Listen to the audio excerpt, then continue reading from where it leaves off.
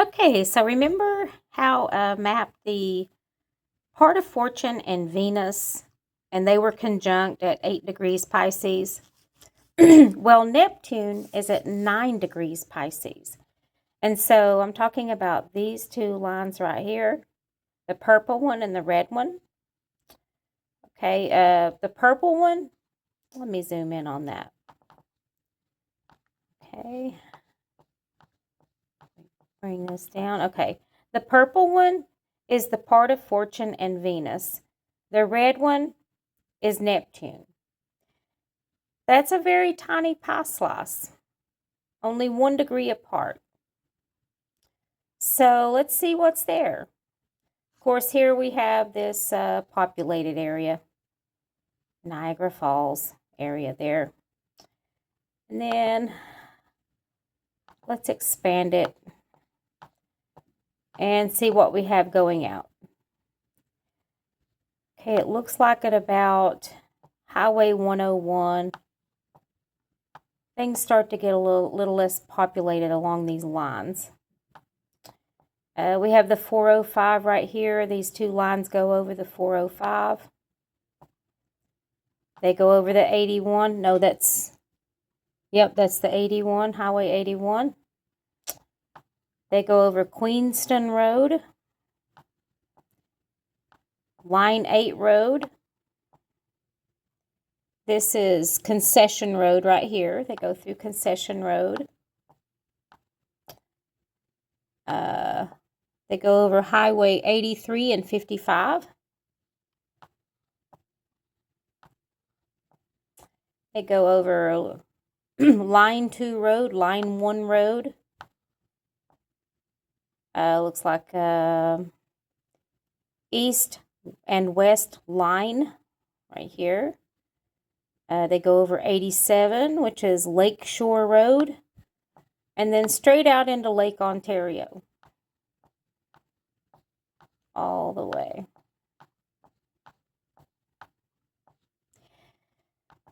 For quite a ways there. On the Canada side.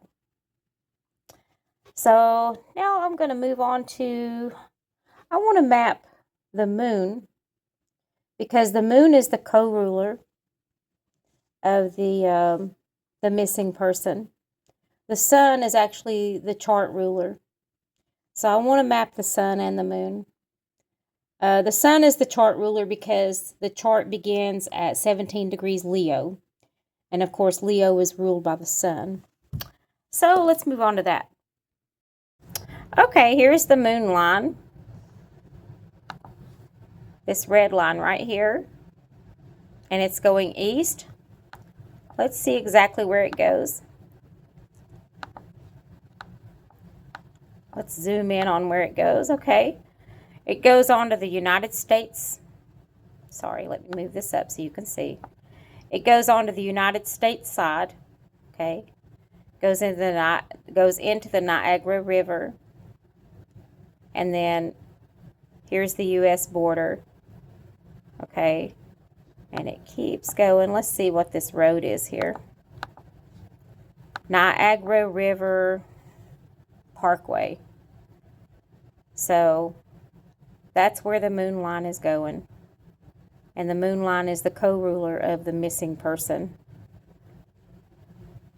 Let me move this up so you can see it better.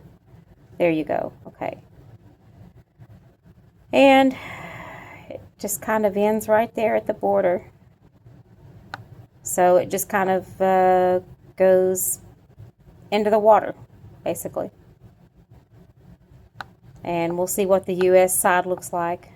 Goat Island, like I said, it would have been extremely hard for him to cross the border without a passport. And it was checked to see if he crossed the border, and they said no.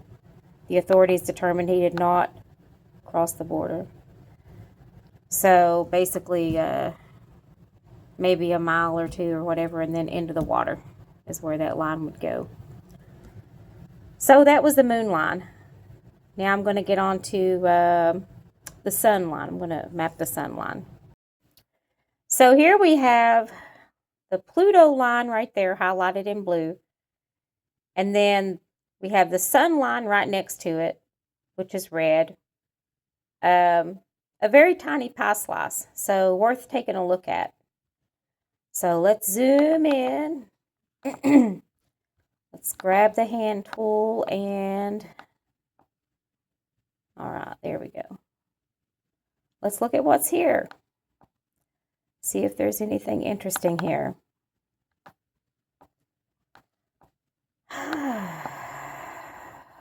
Oh, I've got to fix that line there. Sorry.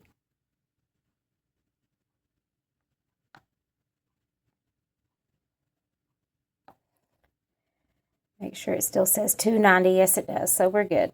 All right. Let me lock that down. Okay. Let me see what's in here.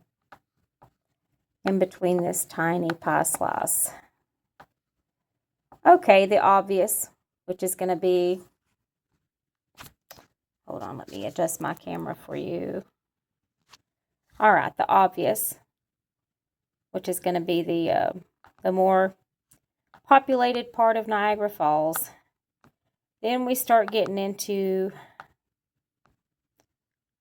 more maybe unpopulated areas. We have a bridge here going over this body of water. What is that body of water? Let's see what that is. What is that? Okay, it comes off of that Welland Canal, I believe. All right. So we have 7186 Ontario, Niagara Falls. And this body of water here and a bridge. Like I said, I'm looking heavily at water because of Pisces occupying the 8th house. You know, Pisces can mean other things, but... And then this looks like maybe some kind of... it's either a subdivision or a business complex. I don't know which. And... let's see here. It goes over Highway 58. Then it goes through another subdivision. And I don't completely look over subdivisions, especially if they are in the path of, you know, being between two lines. So, you know, because people can be hidden in people's homes. I mean, the possibilities are endless, but I'm not above taking these names of these roads and seeing if there's an asteroid named after them and seeing where the asteroid falls in the chart. I have done that. So, okay, we have, it's going over 406, Highway 406. And it's going through St. David's Road, Sir Isaac Brock Way, Glen Ridge Avenue, University East Road. So maybe this is some kind of a school here, or university. And I want to grab these names. I want to jot those down. Let's see, we have Winterberry. Now, this does not mean I'm accusing anyone in this area. And like I said, this stuff might not have even been here when he disappeared. That was like 9 years ago, almost 10 years ago. But let's see here. Silver Maple. Some of these road names might have an asteroid. I see Winterberry. Okay. Kiefer, Keefer. Now, some of these are not going to have asteroids named after them, but some of them will, like this Summers, Summers. Okay, I don't think that that is an asteroid, but there's one called Summerfield, so I would use something similar. And then right here we have, I think, Confederation Avenue. Probably not going to be an asteroid named after that. So, you know, you can do things like that too. This Isaac, I'm pretty sure there's one named after that. And like I said, whenever I mention names and stuff like that, it's landmarks. It's to mark areas. It's not like to accuse anybody of anything that lives or works in the area. Okay, and then we have Glen Ridge Avenue, which looks like it blends into or leads into Bruce Trail. So this looks a little more populated through here. And then it goes across First Street, Louth, Luth, 3rd Street, Luth, 5th Street, Luth, 9th Street, I think. Goes across 81 here, Highway 81, which is the St. Paul Street. I saw that over here. And then here's King Street again. And the reason that would stand out to me would be the chart starts in Leo. And so something that would refer to royalty, like Queen Island or King Street or something like that, might be of interest, given that, it's just an association with the sign of Leo, right? So it wouldn't hurt to take note of it or notice it. Okay, we've got 13th, Horton Avenue, 15th, Haynes Street, 19th. And we've got this little body of water right here, but there's only, looks like a little tiny bridge right there, and it looks more like a creek. It doesn't look like something somebody would use, an area somebody would use to dispose of someone. And then we have what looks like a subdivision or business complex here. We have Frederick Avenue, 23rd Street, Culp Road, Menno Street, Tallman, Rittenhouse Road, King Street again.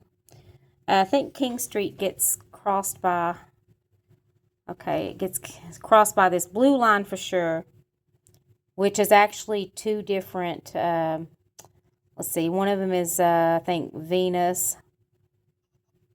Let me see here. No, I don't want to mess that up. Let me see.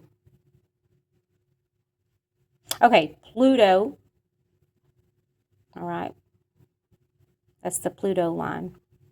And that's the sun line. Okay, yeah, it's a good thing. It's a good thing I didn't go off onto a tangent and say a bunch of wrong stuff. So, but anyway, it does go across something called 20 Mile Creek. But the line doesn't show like any like bridges or anything here. I just think that would be an unlikely location, but anything is possible. So now let's get on to mapping something else. Okay, so I found something interesting when I mapped Mars and Chiron. Mars is at 17 degrees Pisces. Chiron or Chiron, however you want to pronounce it, is at 21 degrees Pisces. So, of course, those lines are going to be really close together. The Mars line is this green line right here, and the Chiron line, or Chiron line, is this red line right here. Now, what I thought was interesting was, I'm going to expand this map, is, let's see here. Looks like you can get on Main Street and then get on Stanley. Go on up, make a few little turns. And then at some point, it's going to merge into, let's see here, this road right here called 4 Mile Creek Road. And this road runs consistently between these two lines all the way to the water. Now, at some point, it goes over here to the right, okay? The right of this red line, okay? But then it goes back in. Yeah. See that? And it's just like a solid route that goes all the way. Let me shrink this since we're getting into the... So 4 Mile Creek Road ends right here. And then you've got, I don't know what all this stuff is. I see some lines. Maybe it's parking lots or something. And it goes straight into the... What's the name of this? Lake Ontario, maybe? Yeah. So that one road between the Mars line and the Huron line follows a road called 4 Mile Creek Road. And, yeah, and it's a small pie slice, too. So, yeah, just thought that was interesting. Might be interesting to search that area. I don't know. So that concludes part 3. There's a few things about this case that really, I don't know, don't make much sense.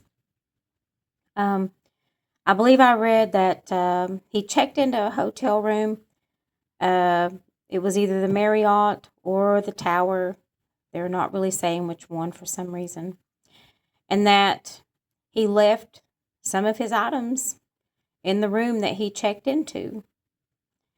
And that tells me, that makes me think that he went out to meet someone that nobody really knows. But if the whole plan was to go out and unalive himself, why would he leave things in his room? Why would he even bother to check into a room? That doesn't make sense. So I think he was meeting with someone. Another thing is, nothing was ever said that I could find about a vehicle. Did he rent a vehicle?